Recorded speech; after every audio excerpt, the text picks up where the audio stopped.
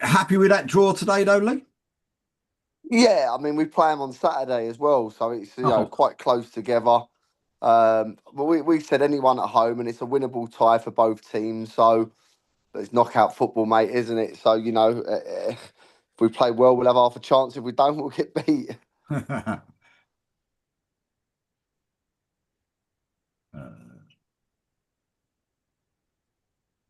so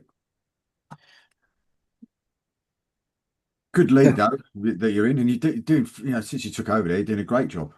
That is, yeah, a very good league, mate, and yeah, it's very tough. Like Dave said, there, like every league's tough, but it's been enjoyable, mate. But there hasn't been one game where you're like very comfortable. Every game is extremely tough.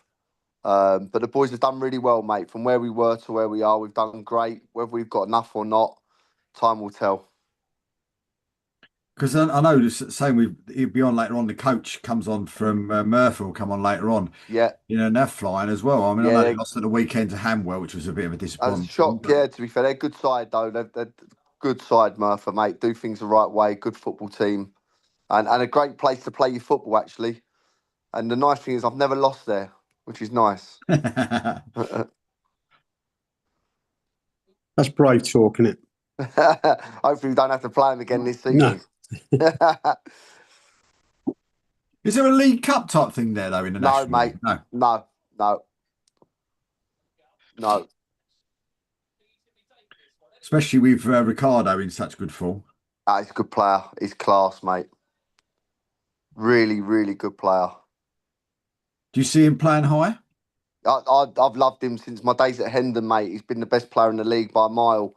So Mm. yeah, I do. I don't know what I think he's had opportunities to go up, but I don't know what his sort of work commitments are and things like that. Whether he, you know, don't want to go up or it hasn't happened, I don't know. But he's very good.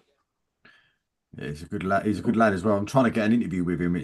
But he's one of those young lads that don't want to do interviews. Do you know what I mean? So Yeah. Do you get an issue with that with players now? Because obviously that's a huge commitment to play at your level. That's Saturdays is all day, isn't it? It's your Yeah. day's gone. I know it was tough enough, I would imagine, at step 3, but Yeah. to step 2 and beyond is just there's plenty of talented footballers about, but some of these guys earn good money anyway, and then you've got the situation of if they're are they going to they could be in a relationship that doesn't allow them to do it, or they just don't want to do it. Yeah, I mean, I can only speak on behalf of my captain, Kyler J, who, he's on good money with us. Mm-hmm. He's got a really good full-time job. So he's pulling in a lot of money.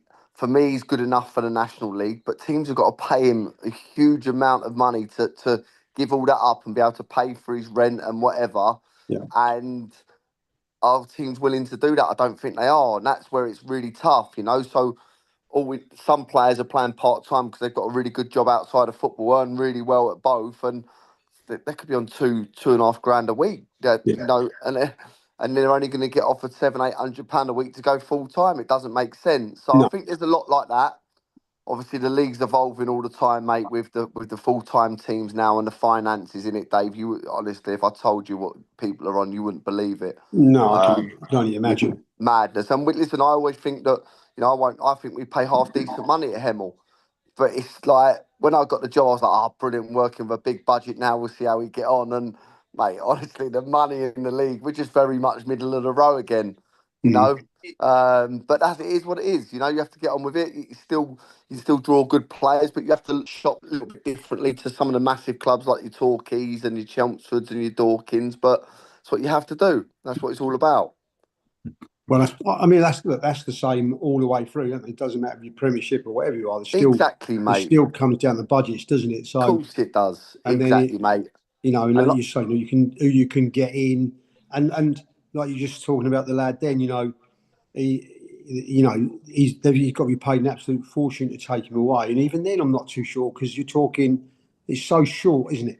Yeah, and he's unproven, so he could go there. It doesn't work out. He's lost his job or give up his job. Yeah. And then he's stuck and lost a lot of money. So Yeah. it's a big risk for some of these players. And You know, and again, Dave, you can also play over the odds when you go full time for people.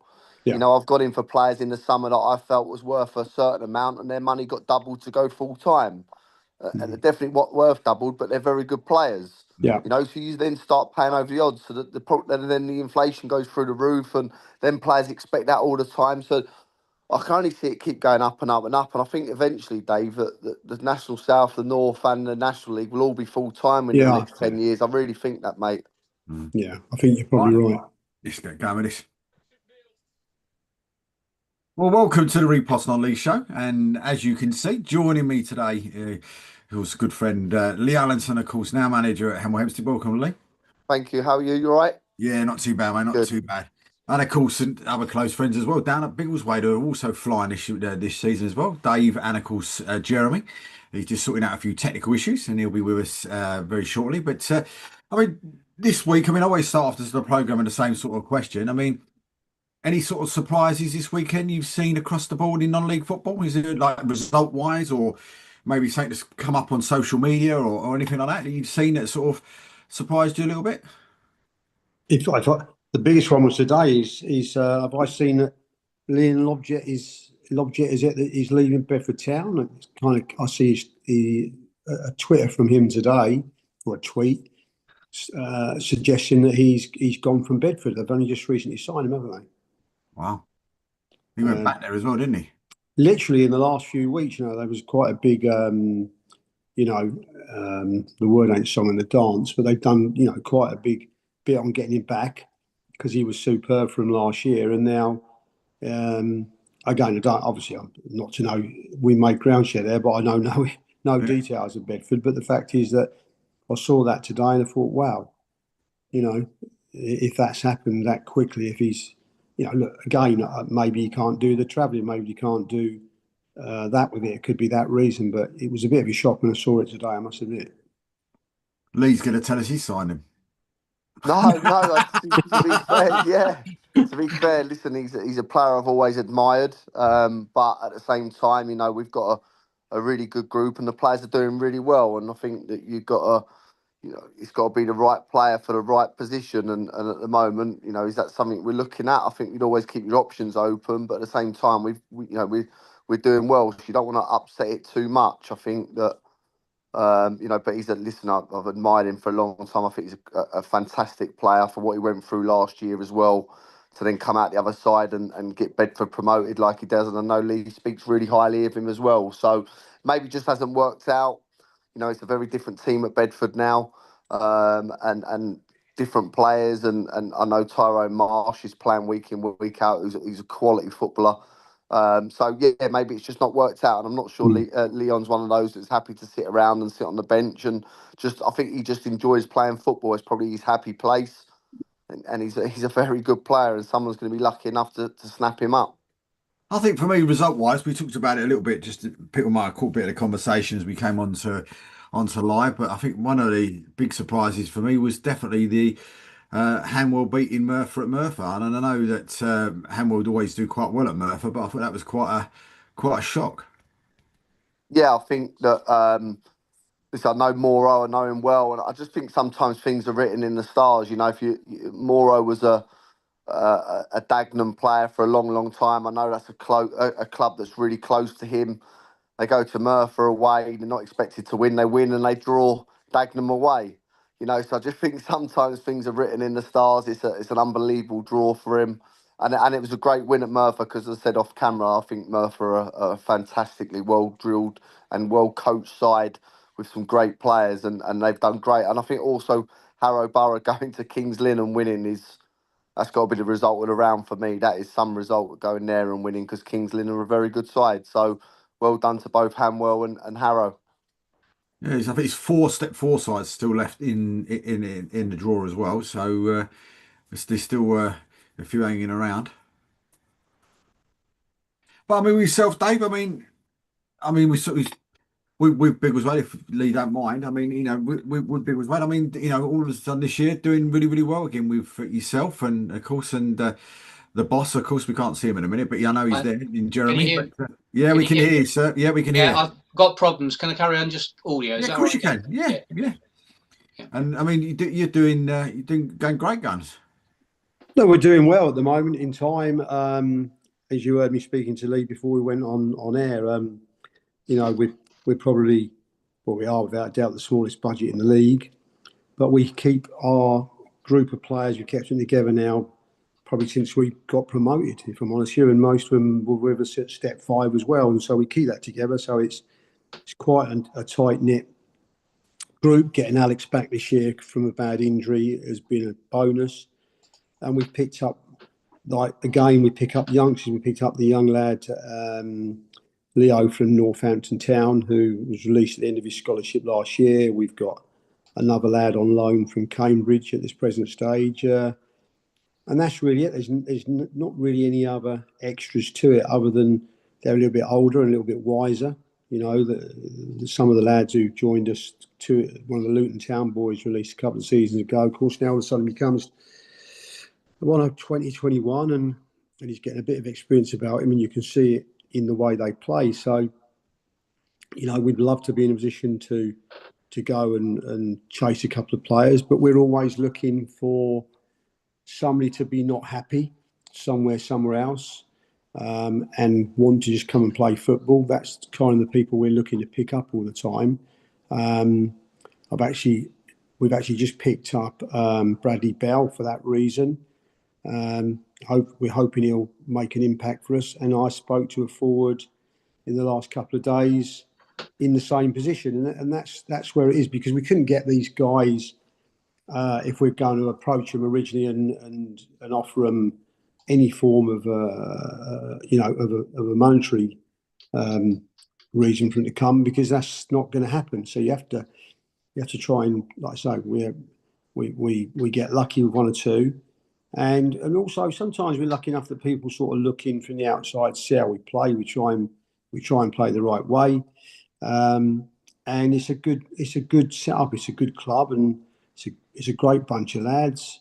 And we're kind of, yeah. Look, I'd always say to you, I think we're punching, just because when you look at the sides and that in the league and what they've got and what they're, if you like, their power in going out and signing players. I mean, even to the extent of locally, Stotfold been picking up players after players after players recently. They're doing a great job. I mean, they've turned their season around, and they're picking up some good players and improving their squad week in, week out. And the guys above us in the league the same.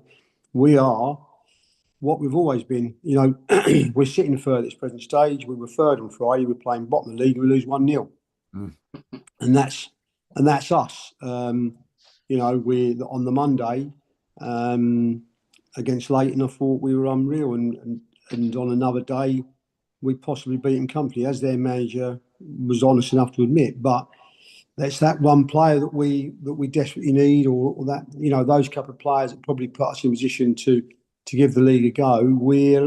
We can't be in their market, So, and we'll beat teams. We'll come unstuck as we did against Raiders Lane, because. Oh, we're getting a bit of feedback. That's Jeremy's one. I'm just going to take Jeremy's old one out there. Yeah. And then that will stop that.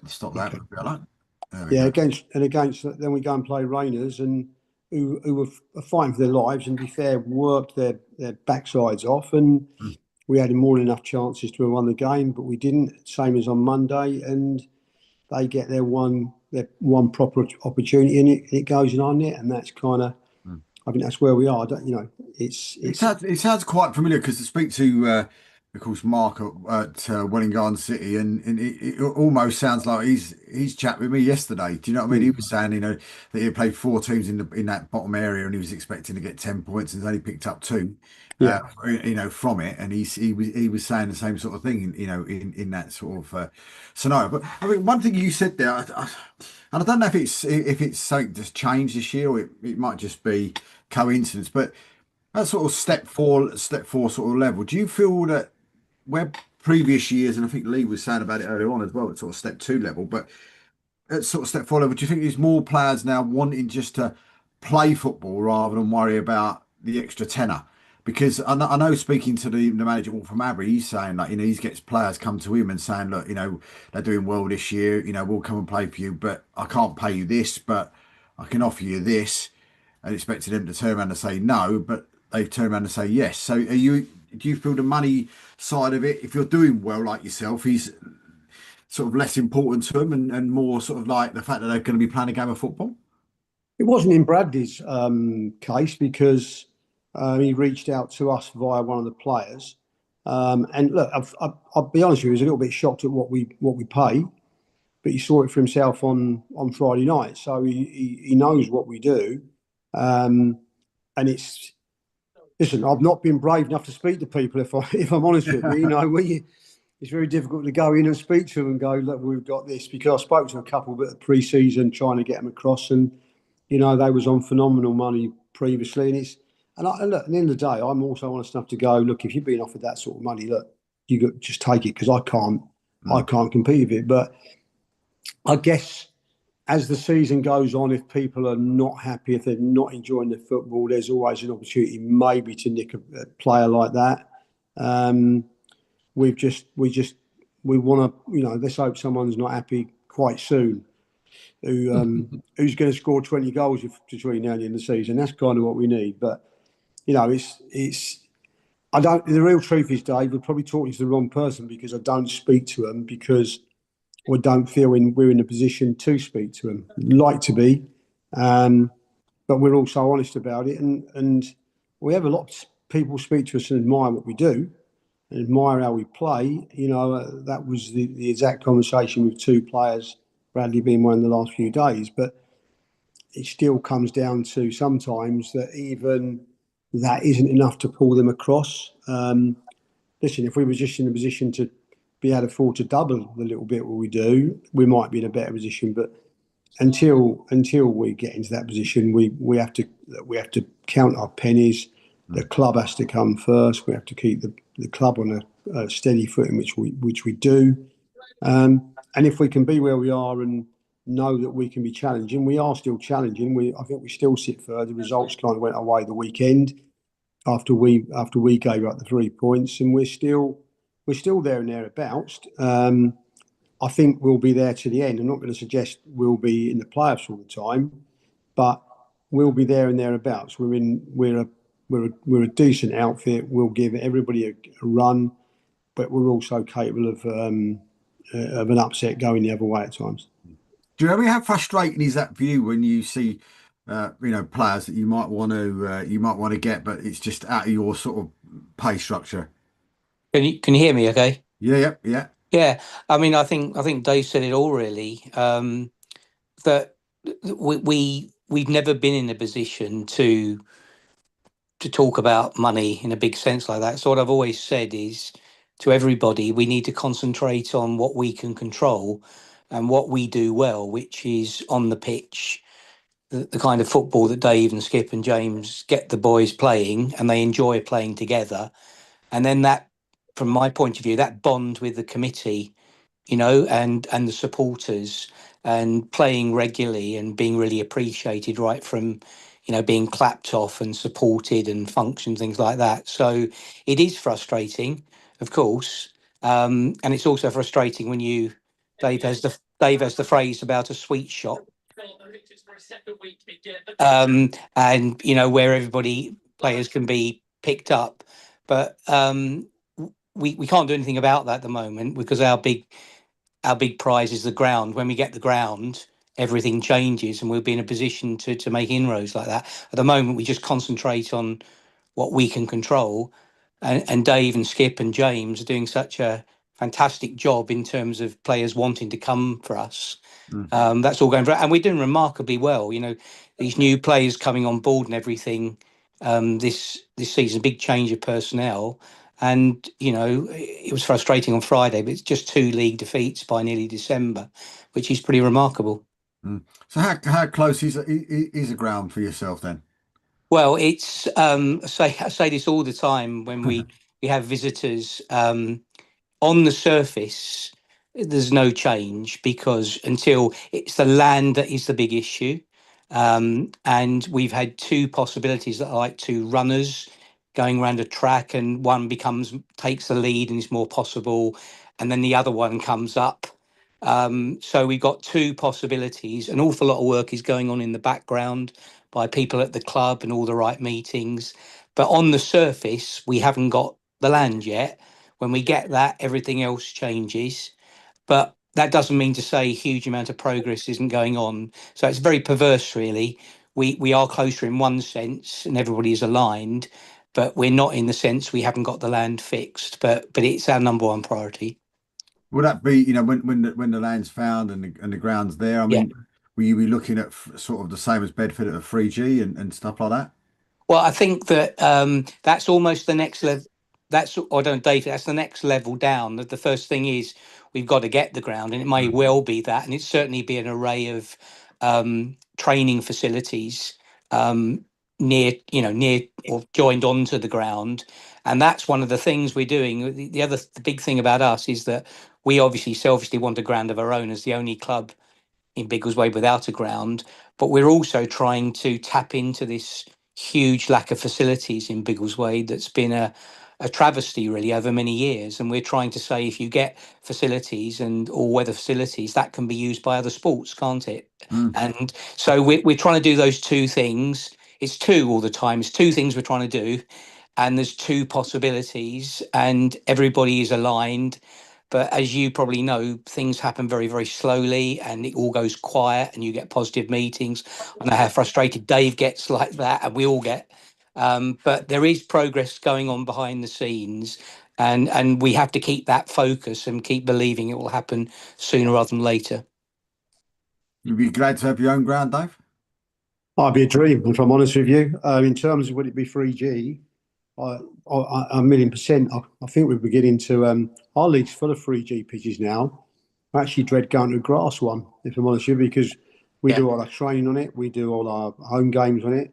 You go to Hertford, Enfield, numerous teams that play on it. Yeah.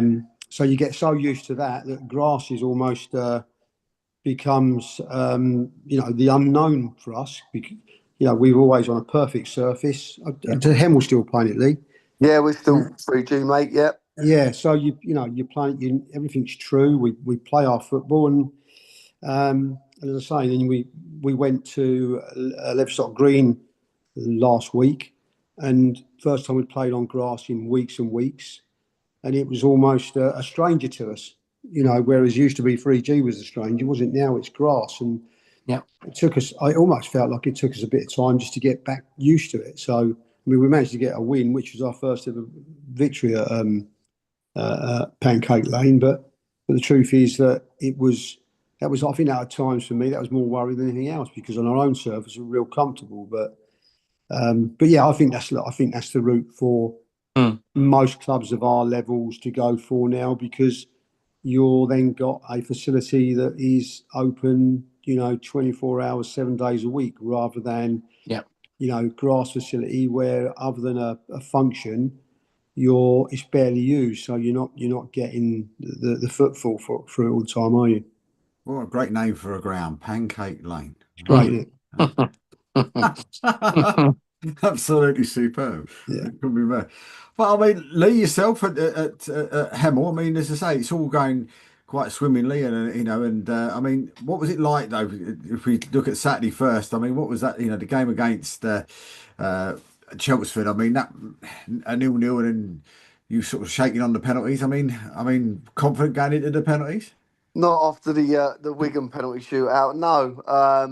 Yeah, it was. I felt it was a scrappy game. I felt it was two teams that very much cancelled each other out. We made sort of 3 or 4 changes, more enforced.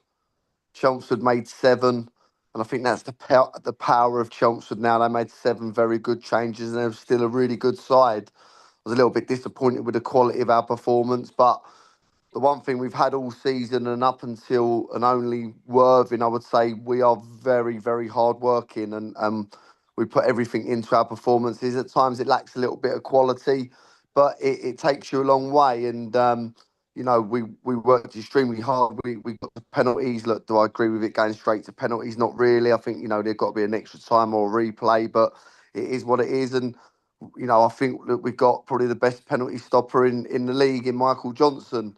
And he's come true and he's saved 3 penalties, and we've managed to win the game, which is really pleasing. It's a little bit more money to the football club. It keeps the chairman happy. It's another home game in the next round. So, there's positives to take from it, but we need to be a little bit better. For me, we're just, yeah, I think we need to just maybe just freshen up one or two, just bring one or two through the door if we can. But they've got to be the right ones, Dave. At the end of the day, just listening to Dave there, he's had a very tight group for a long, long time. And you can go and bring one or two players in that unrest the whole dynamics of the football club. So we have to be very careful. We've got an unbelievable changing room and a brilliant group. So the ones we bring in have got to fit into that group, or we're not going to do it, And we're sitting in a great position, and we just have to keep working hard. And if the right player comes up, then we have to look at, what we can do. But no, so far it's been brilliant so far. I've thoroughly enjoyed my time there. I mean, as you said, you've pulled Horsham out on the 13th of December. You just seem to be playing Horsham and Chelmsford City quite quickly now, don't you? Yeah. So we're Chelmsford on Saturday just gone, and then we're Horsham Saturday, Chelmsford again on Tuesday. Then I think we play Horsham again 2 weeks later. So, yeah, that's what it is. I think playing Chelmsford next Tuesday will be a very different Chelmsford side, but hopefully we'll have one or two back from injury as well, and I expect that to be a really tough game. But firstly, Horsham have done unbelievable this year. They're doing so well. They've conceded one goal in the last 6 games. Really good side, play really good football, and they'll be coming there, and they're a place above us in the league, so they'll fancy their chances, and we've got to get back to our very best to get a result. Hmm. Let's take you back to the Brick Community Stadium. I mean, what was that, what a day out that was for you guys against Wigan? Yeah, it was amazing. It was an amazing week, to be honest. We said on the Saturday before Bath, if we could get a win against Bath, it just leads you up to that week and enjoy the week, which is what we've done. We've done it properly. We travelled up on the Friday. We trained in the morning, travelled up, done everything properly, and you sort of go to that game with the intention of just going and enjoying yourself. And you know, if you get really really lucky, you might nick a goal, but it's going to be a really tough afternoon at the office. But I have to say the performance was unbelievable. The first half was a little bit, I thought we were quite average first half, a little bit nervy, which is to expected. But once that's settled, we were unbelievable, and how we never won, I'll never know. It's the most dominant we've been in any sort of 90 minutes of football that we've had this season. And the two chances that we missed on 90 and 120, I can't watch it back because it makes me feel a little bit sick. So we ended up leaving there bitterly disappointed we didn't get through. Probably on the run of the game, we deserved it, but it wasn't to be, and that happens. It went to penalty shootout, and I have to say that all five of their penalties were incredible. But a lovely football club, a really good people. I thought the manager was different class. He had us in there half hour after the game, and talked us through a few things, and give me his number and things like that. It's a really nice touch and a nice thing to do. And yeah, I thoroughly enjoyed it, but left there bitterly disappointed because I felt like we should have won the game, and actually it was disappointing in the end, but a great experience. So what did you say to them at half time? You according to the football webpage, you 1-0 down at half time. So I mean, what was the inspiration between you and your dad to bring it back? To be honest, I don't. I very rarely sort of shout at the group, should I say? They're not a score or anything like that. I don't. But I very rarely get into the players. We always try and do what we can improve on and things like that. But I just felt that we were going out with a whimper. We'd worked so hard in the game before against Yeovil and played with 10 men for 75 minutes and won the game. I just said to the players, just go out swinging. I'd rather lose 5-0 than lose 1-0 and play how we're playing, and we got on the front foot, and granted they've had a man sent off, but we're very dominant before that sending off, and we went out on our shield, and I thought we were fantastic, and that's how I want our team to be. The problem is you can't be like that every single week because you'll run out of steam very, very quickly. We've done that against Western on the Tuesday night after the performance, and then sort of got found out at Worthing the week after, who beat us 4-0 and beat us very, very comfortably. So, we've got to just try and get them levels back up. But it was very much a bit of a telling off, to be honest, just to go out swinging and have a go and leave there not leaving anything on the pitch. And I felt first half we left a lot out there. And doing all right though, sitting sixth position. I mean, games in hand as well, 28 points. We've done unbelievable. Much better than I thought. If you look at our first 10 games, we had 8 teams that are in the playoff that are full time. 7 of those teams were either in the playoffs last year or in the National League. So we got through them 10 games very, very well. We've been on a really good run. We've got some really hard games coming up, and it feels like every game's a hard game. Every game's an informed team, and that's where it gets really tough.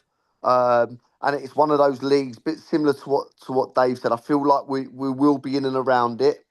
Um, we could go and beat anyone on our day, and we can go and lose to anyone on another day. It really feels like that with this group, and I feel like we're 1 or 2 players away from being an exceptional side. But at the same time, trying to compete with these full-time teams is very, very hard. And I see that, I feel like the full-time teams are really starting to get going now. I always think it starts a little bit slow with these teams. But I feel like now they're really starting to get going. The Torquays, the Dagnams, the Chelmsfords, the Dorkins, the Worthings, Maidenhead, they're all really starting to get going, and it's tough, But as I say, every game we've been well in. Even the Worthing game, we was in the game for long periods, but end up giving away some poor goals.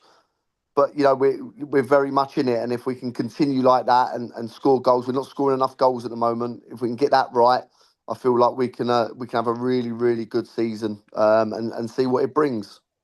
I mean, you look at that sort of top seven, top eight, and we're talking big as way called step four, but there's some step three sort of traditional step three sides as well doing really really well. What I'd class as traditional step three sides over the last few years, in the likes of Hornchurch sitting top, then Western Supermare are in there, Horsham are in there.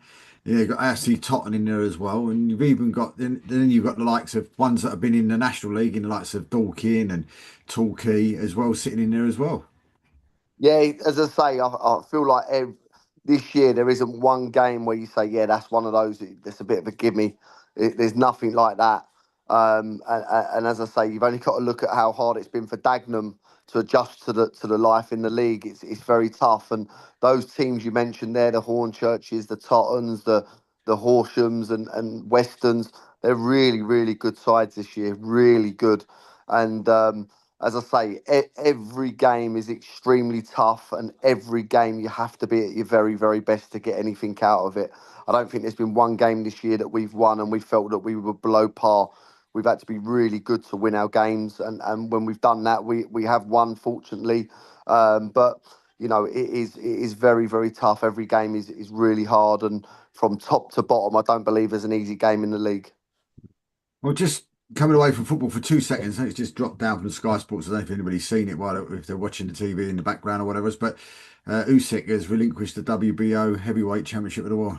Interesting, Jake interesting. Jake Paul win that, wasn't God, there that could be. You never know. he?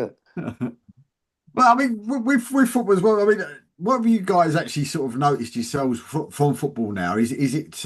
Do you feel now? I know somebody said to me the other week that what used to be sort of level League Two sort of was sort of now the same sort of standard as what the National League was, and vice versa, and they said to bring it back, bring it down.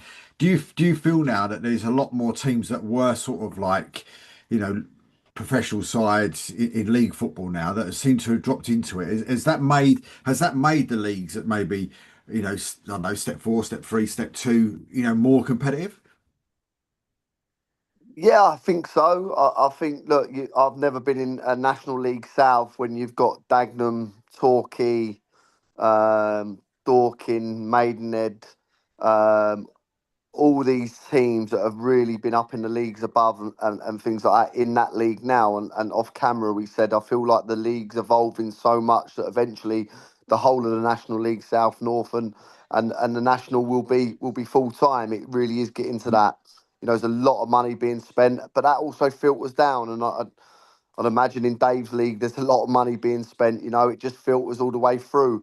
And there's some very good players playing in all levels now. So I just think that non-league football is the place to be. I think it's great. I absolutely love it. I keep an eye out for everyone's result locally. you know, and you know, it's just very, very good and very, very tough. And you know, it's one of the best out there, I believe. And you just have to look at the teams that are filtered all the way down now. That you see how tough it is and how hard it is. Mm. I mean, I've just looked at it, and I don't know if David don't know. Even in the even in the National League North, there's 7 teams that used to be league teams in there. In the likes, in the likes of Scarborough, Kidderminster, Macclesfield, Darlington, Chester. They're all in there. Telford, I know they're sort of reincarnation. Hereford. There's a lot of teams in there that are as well in that league as well. That that used to be league sides as well. And it just seems really weird how football seems to have changed and new names now are managing to get up into the into league football. I think it's more open for teams to do it though. But you're going back, it was a closed shop at one stage, wasn't it? When I was growing up, Yep. you had to get voted into it, so you couldn't get into it. Whereas now it's open, and this even when I first managed Biggleswade Town, you couldn't. It wasn't the ladder which it is now, or the pyramid now, so you could get promoted.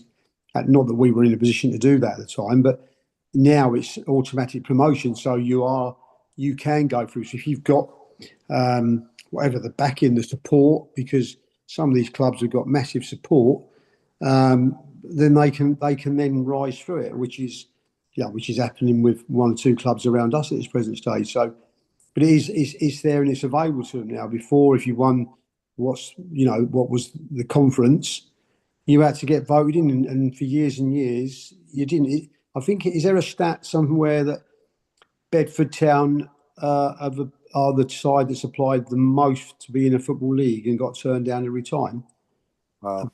I believe that's the stat I was told, and I believe that's happened. And obviously, for all those years when they were It'd playing, probably be. I would have thought it'd probably be them or Enfield Town, wouldn't it? One of the two. yeah, sure. Someone said it was Bedford, but obviously in the old Southern League, and it didn't matter. You couldn't get in because it was a closed shop. But now it's not. So if Lee was to get promotion now and do it again, he's in the Football League, and that's the beauty of it now, that Lee can take a side through. It's a great thing to be in. We're in that position the same. That we could be a step 3 side next season. God knows what we do there, but we could be a step Yeah. 3 side. And the thing is, it's still an unbelievable team. It's teams that get promoted from 4 to 3 and come down quite quickly. But it's something to aim at, isn't it? You've got an opportunity to do it. It's not shut to you anymore. If we can keep this run going to the end, stay in the playoffs.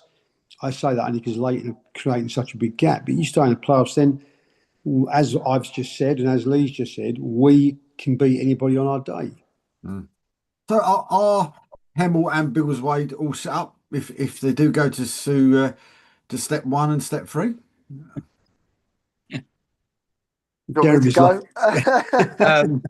Well, just stepping back for a minute, as a long-standing Southend supporter, that thing about former league clubs falling out of the league is very relevant, and it's quite right. You can go all the way through now. You used to have re-election, I think that's what it was called. But the only problem is that the logjam at the top of the National League, but that's another matter. It's about the 3 Up campaign. But in terms of us, Dave, I'm sure Dave's got things to say on that. Our main is what I said before. It would be very difficult for us because of a lack of a revenue stream, because we don't have our own ground. So that's why Dave was saying, I don't know what we do if we actually did get there. Well, but I suppose in a sense, I mean, when I don't know, just speaking personally, you have to do what you do, don't you? You play games and you see where you're at in the season, and I suppose you have to just take one step at a time and then deal with something if and when it comes along, because you play to win. I say we're having a very good season, and you'd have to address that issue as and when, but it would be major challenges for us at step 3 because of the lack of a ground. would that? I don't suppose that would affect your ground share with Bedford, would it? Because that would still be okay. No. I don't think that affects that. I think it's like I say, it's just the revenue stream. I think the coaches would kill us. Just having coaches to match us would probably kill us. But at the same time, we have a changing room that want to get promotion, so it's not like we're in there and all these guys, these lads, they want to get promoted. They want to, they all want to get to the promised land, so to speak. What? So we won't stop trying to get there, and No. we'll have a right old go. And then it'll be then down to the committee and to go, oh my God, what do we do now? But Yeah. you whatever that challenge is, you face it, don't you? And also, I think just on that, I mean, our ideal scenario, obviously having a ground now, but it's not going to come with a magic wand. A real ideal scenario for us would be if we're in that situation or likely to get to that situation with the prospect of a ground, with something in sight. It's important you have something, even if it is a little way off, but we know definitely it's going to happen. That would be because that would give a lift to everybody and it would give a focus, say, where we can be. And we've got something definite. I mean, you could have some nice trips to Wimborne, Sholing. We go north, Dave. You'd Even go better. north, would you? You'd Yeah, go. even better. What, what would you mean? Southern Division South or Central? Central. You'd go Central, to yeah. Central, would you? Yeah, Mm. yeah. You never know. You might be putting any. You could be put anywhere. Lived You in Bill's Road all my life, and now it's classed as north, so that's a worry, isn't it? you could go. You could be anywhere. Yeah. Well, I Yeah. mean, Stratford, Kettering. They're all in there. Stourbridge and all these sort of places you could be taking a nice little trip to. But Yeah. it'll be interesting. But of course, a man that knows he's not smiling this week, but he's I first time in 5 weeks he's not been smiling when he comes on. But a man that knows about long journeys, of course, going up in the league, and of course he's the legend himself, Mr. Craig Reddy, of course, from Merthyr. And I suppose first things first, I was in shock. What happened, mate? just didn't play particularly well. We rotated the team round a bit, but that's not an excuse because we had good players come in. Yeah, just didn't perform. Maybe a bit of a hangover from Tuesday night. And credit to Hamwell who did a job on us. And yeah, it was just one of those on Saturday. Well, this should we skim over Saturday and go back to Tuesday because Tuesday was probably one of the. Would you? I don't know if any of you guys know, but Merthyr played South Shields on Tuesday night and beat them comfortably. I've seen the highlights comfortably. Yeah. And the atmosphere was outstanding. I mean, just talk us through the whole evening because I mean that was some win, and I've heard people say probably one of the best results Merthyr have had for so many odd years, if not the best result they've had. Yeah, it was. I think I spoke to you enough, Dave, and I think I was quietly confident going into it. To be honest, I just we've got big game players, and when the crowds come in and a Tuesday night under lights, it was a good crowd there, and we've got players who can perform and can play on a big stage, and I was always quietly confident going into it. But yeah, no, it was a fantastic result and performance. To be fair. It was far from easy. I think it's probably the least amount of possession we've had in 3 or 4 years, I would imagine. But defensively, we were very good, which hasn't always been the case this season. If you look at the goals we've conceded, the amount of goals we've conceded there's a lot of goals gone in our games. And Tuesday we were just so resolute, and I think we gave up. God, must have been 70% possession, but won the game 3-1. So. Yeah, it was a tough one. I mean, we'd been away on the Saturday, so I didn't get back till late Saturday night.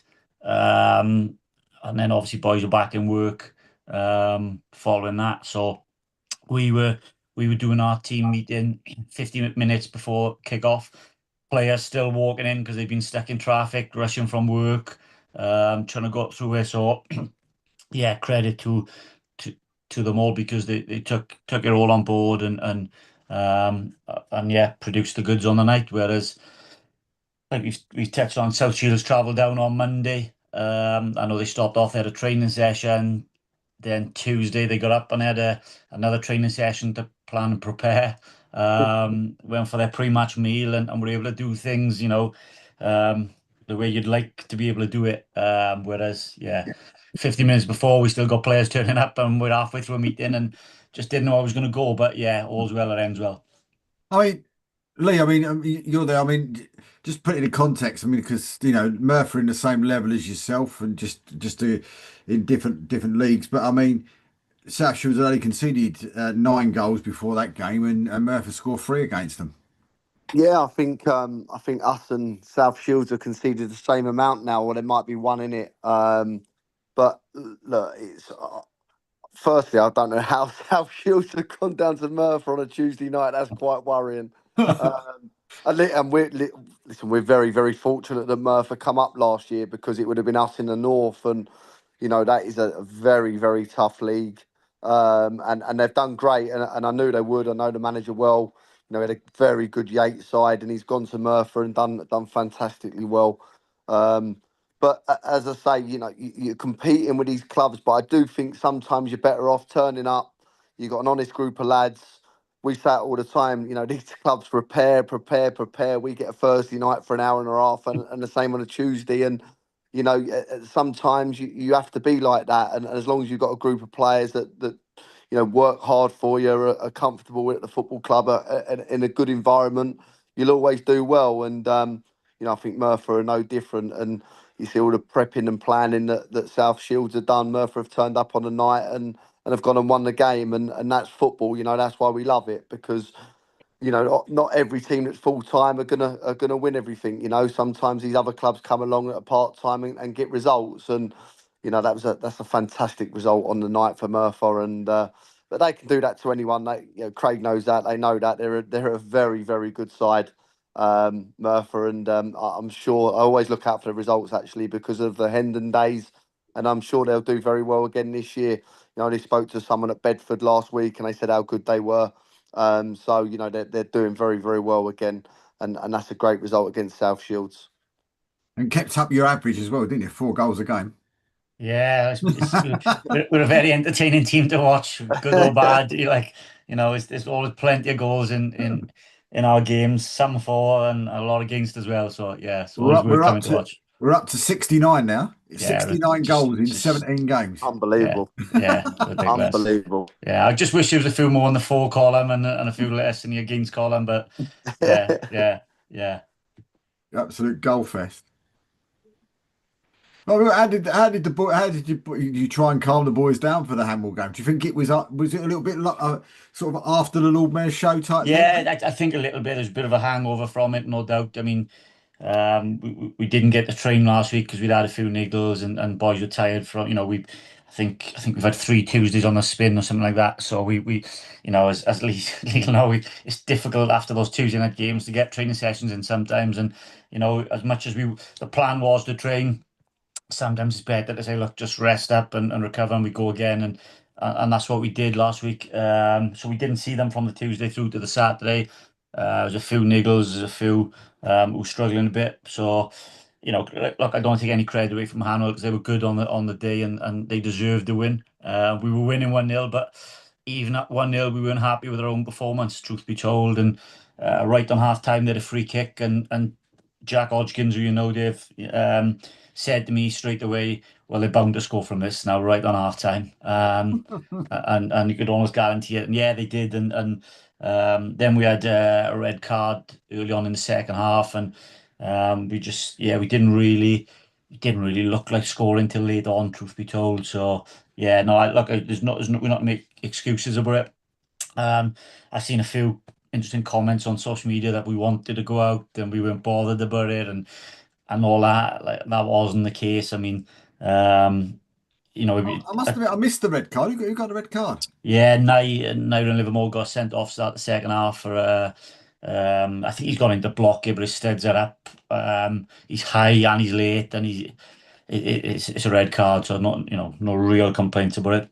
But again, that's not an excuse. Even with 11 men, we weren't playing well, and what have you. So we can't use that as a reason and excuse. To be fair. Well, I don't know if Lee saw it, but I don't know if Lee goes on how much you're on sort of X or Facebook, Lee. But you've got to give it to Murphy this week because I think they had the tweet of the week, without a shadow of a doubt, if not the tweet of the season. I thought it was absolutely superb. I'm not sure who does your socials. Is it Jack that does them? No, no, no. So you had somebody else take over Oh. recently. It Yeah, was top drawer, and it was the one about 5 wins is not for everyone with a guy yeah, from Man United fan with his yeah, yeah. I afro. did see it. Yeah, With the I hair, did yeah, see Absolutely it. superb. I thought it was yeah, absolutely yeah, brilliant. yeah, I just yeah, think there though, Dave. I just listening to Craig there and sounds very similar to us. Not on Saturday, but the week before. Obviously, we'd come off the back of Wigan and Western, and on the Thursday night, we're not like the full time clubs where you're in during the day. You can tick over, you can do analysis. We could do nothing on the Thursday. We had players walking wounded, and you can't train. We do a little bit out on the pitch, try and have a bit of fun, and then we turn up to Worthing and get absolutely pummeled, we really did get pummeled, and it just shows you, and then speaking to Adam Hinselwood after, they're full time, they had no game on the Tuesday, they prepped for us all week, they got us watched on the Tuesday. We haven't got that luxury, and Yeah. Murphy haven't got that luxury, and that is the problem with where we both are in the leagues we're in. Eventually, when you keep going to the well with the same amount of players, it will catch up on you. And every other weekend, you'll just find you're brilliant one week, could be brilliant for 3 or 4, and then it catches up with you, and you go and put in a performance that's nowhere near where you need to be.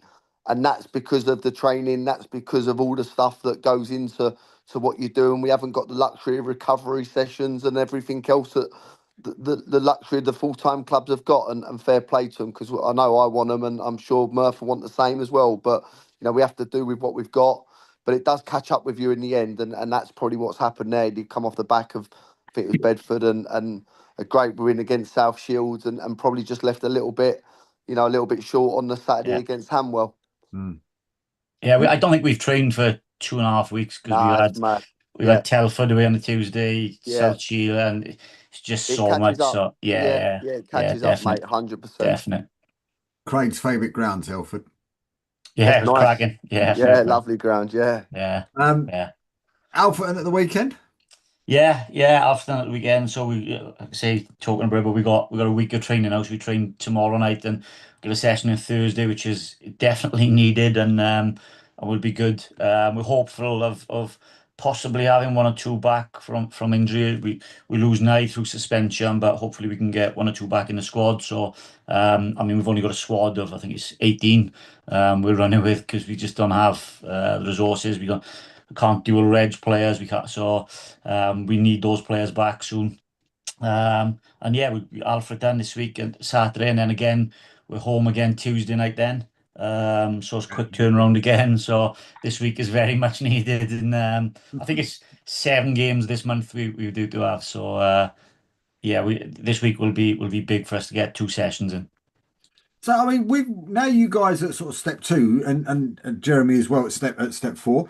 How often are your clubs then? Because you're doing really well in all three of your leagues.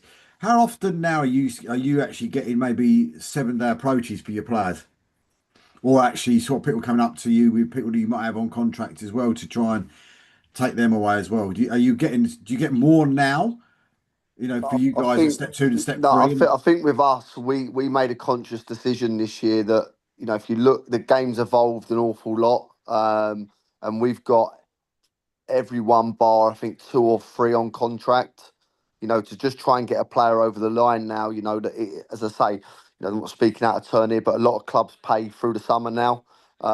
We haven't been one of those clubs, but then what comes with that is people want contracts and they want security, and I don't blame them because everyone's got mouths to feed, everyone needs to put food on the table, and they need looking after, and also it protects you and the football club. In terms of if you go and find a real young prospect, and we've got a few this year that could make you some money. It works both ways. So we've got the majority of ours on contract. It has helped because I'm sure we'd have lost 1 or 2 already. But yeah, I think the higher you go, that's the way forward for us now. To put people on contracts, and I mean I don't know how Murphy do it, but in our league, I'll be very shocked now if there's anyone under sort of 10, 15 players that are not on contract. So I mean, for both of you as well, I hear a lot of managers and coaches say to me, "Oh, well, look, we got this player on contract, say player A on contract, but if someone come in for him, we'd still let him go for nothing, or we'd let him go for his bare minimum because, we want to see him progress." But it's going to be a controversial question. So, but what about the club progressing? If that player is, I won't. It's very difficult because I don't want to say. But if you've got a player there that's, this say a defender or whatever else that's having, sort of, I don't know, 4-star, 5-star, games every single week, and that there's clubs after that player. and he could get you quite a bit of money. Where do the club sit then? Is it a situation of still being going to the chairman? I mean, Jeremy's there. I mean, does they go to the chairman and go, look, we've got to let him go because he needs to forward his career? Well, we're in a very different situation as we were alluding to earlier. Being on, what we do, don't have contracts, and we're on a very small budget. But I know that the better, it's not only how high you are, but the better you're doing, probably at any level, the more you become a target. And Dave was alluding to, players who do well and might get their heads turned by being offered more elsewhere. Um, for us, we're in a particular situation like that, and that's traded off against playing regularly and enjoying their game. And we've had players who've gone away and have come back, even players who Cambridge Academy and who could have gone played higher, but have come back to play for us. And some of our long-standing players, like the Marshes and Adam, that they've played at higher, but they've come back. So again, it's that thing about not we can't do anything about it. We just have to concentrate on what we can do. And in another sense, I suppose, if players have moved on, it creates opportunities for others to come through. And we've been all about progression, so that's no bad thing. Mm. Can I just say one other thing on just very briefly? Yeah, While that I don't know Merthyr and Craig and that, but I just wanted to say, hearing how well Merthyr are doing, it's how what a great how pleased Anthony Hughes would have been, and the former sort of chairman of the league, who we got the pleasure to know. He came down to one of our games, and I always think about Merthyr, and I thought what a great man he was, and what a loss he was. Yeah, thank you. Yeah, he would have absolutely loved this season. To be fair, he would have absolutely loved it. Yeah, so well done. Well Thank done. you. Isn't it? I know it sounds silly, Jeremy, but you get, and Craig knows this, but and I don't even know if Lee knows this, but it always baffles me, and I don't know why what happens. It doesn't happen to me, to any other person ever, and that's like family members or anybody. The minute somebody mentions that man's name, I get choked up. And still don't know why. I can honestly say I don't know why. You can talk to me about my nan or people that I've lost, and it doesn't happen. But that guy, I don't know, there's just something special about him. But it is. But with the contracts that you guys have, do you put in there in that contract? Is there a bit in the contract that says, well, look, if I don't know if a league team comes in for him or a national league side comes in for him, this is how much money we want for him, or is that not in the contracts? Yeah, I mean, for us, we've got one or two with buyout clauses. The one thing, going back to your question earlier, I'll never ever stand in a player's way of going forward. I feel that, if a club come in and make a fair offer and the chairman's happy with it, we'll accept it no matter how well we're doing, because that player could go and ruin his career the next game for us by doing an Mm, injury and missing that opportunity, and I wouldn't be able to sleep at night. And I think one of my things when I bring in young players to our football club is we want to progress them and we want to move them forward. And nothing makes me happier than seeing a player that I've worked with go out into the Football League and making their professional debut. mm, So for that, we'd never stand in anyone's way. But at the same time, the football club need looking after. If the chairman's going to pay good money and good money for a year or two and invest in that player, you'd like to think he gets a little bit back. But as I say to all the players now, that we don't make our money in the first sell on. We'll have something in the second and third sell on clause that come through. And I think you've only got to see the boy that Maidenhead sold to Wolves, was it, and then went to West Ham, and they got an absolute fortune in the second sell on. And that's mm, what we look at. We're not here to stand in people's way. We're here to develop mm. players and make them better. And I always say, if they're doing well for us, we'll be doing well as a football club. And if we get an opportunity to move them forward, then great. A bit like Richard Kone, I suppose, from Athletic Yeah, Newham. Yeah. exactly that. Exactly that. He might be a better non-league striker out there than Richard Kone. What do you reckon, Craig? Uh, I wouldn't mind his centre forward, trust me. I'm not getting involved in any debate. I was saying, Craig, to be fair, mate, he was unbelievable Yeah, 3 years or 4 years ago. He's different class, mate. He's top class. He really is a good player. Yeah, he absolutely is. But I mean, with it though, Craig. I mean, going forward. I mean, it's what is it? 5 league wins on the bounce, and so I yeah. mean, you can, I mean, is it a situation now you want to make it 6 wins on the bounce and stuff? Yeah, And look, we've got two favourable home games next, two winnable games, but it's not as straightforward as that, is it? People would have looked and gone, Saturday was a winnable game at home, so that's not how football works. And I've said it many times, don't get too high, don't get too low. And it literally is, and I know I hate saying it, but you have to take each game as it comes when you're at the level we're at. It's if you just look at our league and how difficult it is for teams to run together because everybody's capable of beating everybody else.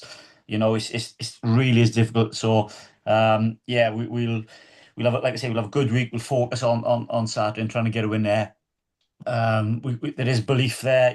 I'm hoping that Saturday was a little bit of a shake up for everybody and just bring everybody back down to earth and not to get too carried away because it is easy for these boys. We got promotion last season, got a 32 game unbeaten run. We've gone up this season, started, it was difficult to start, but we've picked up, and it's very easy for those lads to get carried away with things when they're winning games of football and scoring the goals and playing the way we are and all those plaudits that come with it. So look, hopefully Saturday was just a little reminder of not to get carried away and work hard this week. And if we can get a win Saturday, then we're home again on Tuesday, and anything can happen from there. We had that 32 game run last season where we went unbeaten. After 3 games, we weren't thinking we're going to go 32 games unbeaten. Absolutely not. And if you'd asked us at the time, we'd said no chance. So anything is possible. We beat South Shields. We walk around the pitch. We're up to third. We're applauding the fans after. And I've said to a few people, I don't know if that makes us safe or not yet. That's like, well, no, funny you say that because that was my next question to ask you.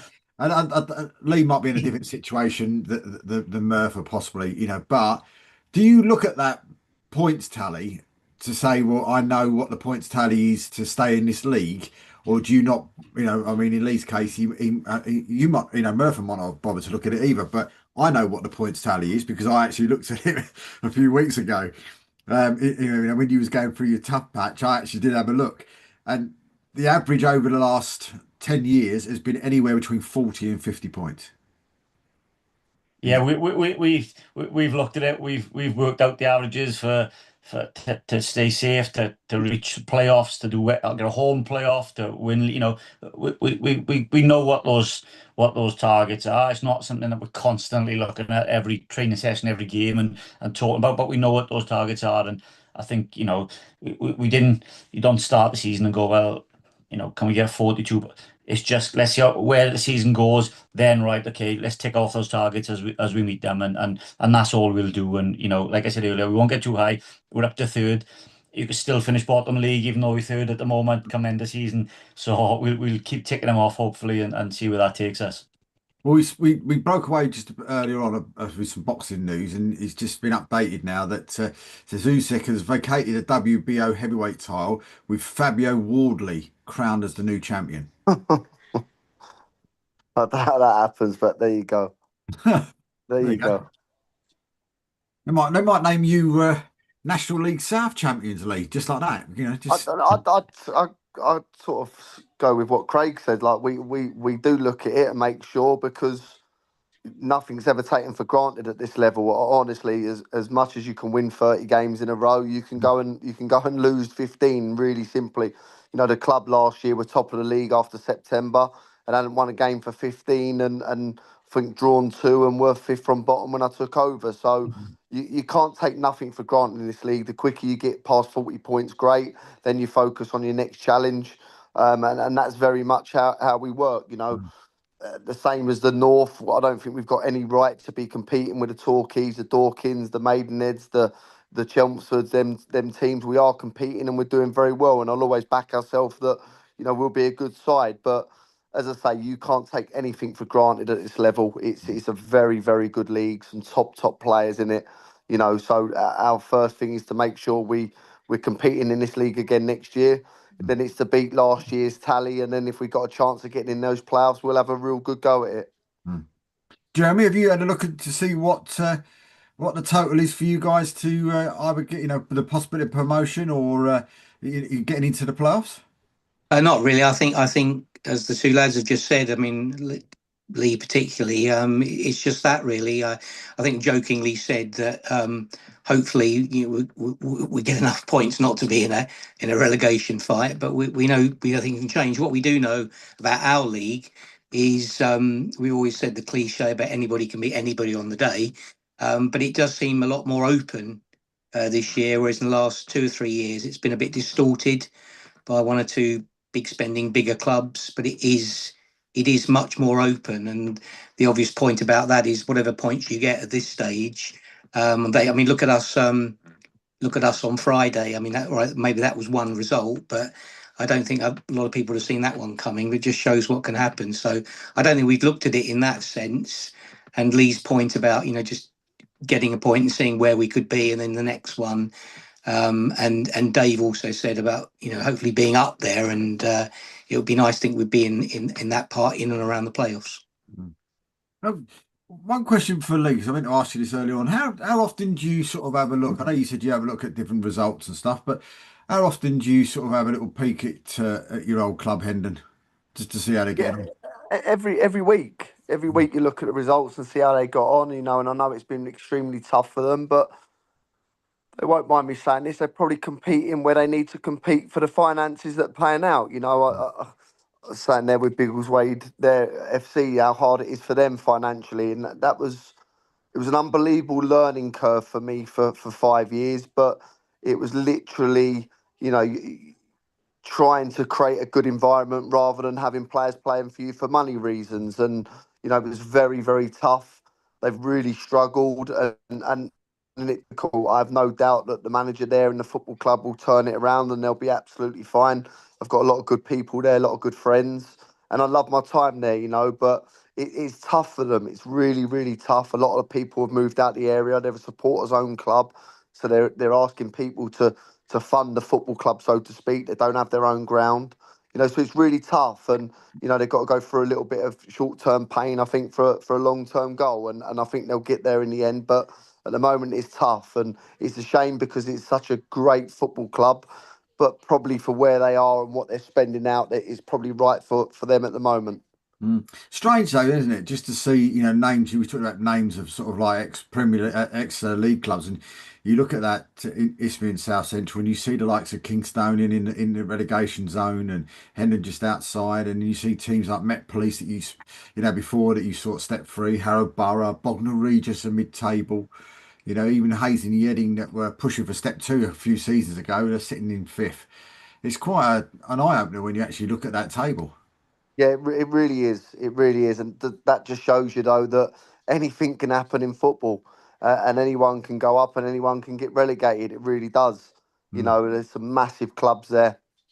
Um, but I think that's for all the levels now. I think if you go for every league, you can go, "God, wasn't they a good side back in the day?" Or, what's happened there, and teams that have come up you hadn't heard of 3 or 4 years ago. So, I think that's what makes non-league football so exciting and so good. It's not the rich that keep going up, and your Man Cities, your Arsenals, your Liverpools, year on year out. It's very different every year, and every league's different. And I think the more you go up into sort of the south and the north and the National League, literally it's probably open to 7 or 8 teams, 9 teams in the league. Anyone put a run together, who would have said last year Truro would have won our league? I don't think anyone would have said that the year before. I think they finished fifth from bottom. So it just shows you that anyone can win these leagues now, and that's the exciting thing about the levels. No, absolutely. Well, listen, guys, the time's run away from us, and I really appreciate you coming on tonight, Jeremy. A massive thank you for coming on. I wish Biggleswade all the very, very best, and Thank you. send our regards to Dave. I know you had to drop Yeah. off to go to training, but a massive thank you, of course, to Lee Thank as you. well. We wish you all the very best as Thanks, well, mate. mate, and Thank you. in your trophy and as well as in the league, and of course to the mighty Murphy. We wish all the very best and speak Thank to you, him. We'll Dave. speak to Craig again next week. But until then, a massive thank you to everybody for watching, and we'll see you again next week.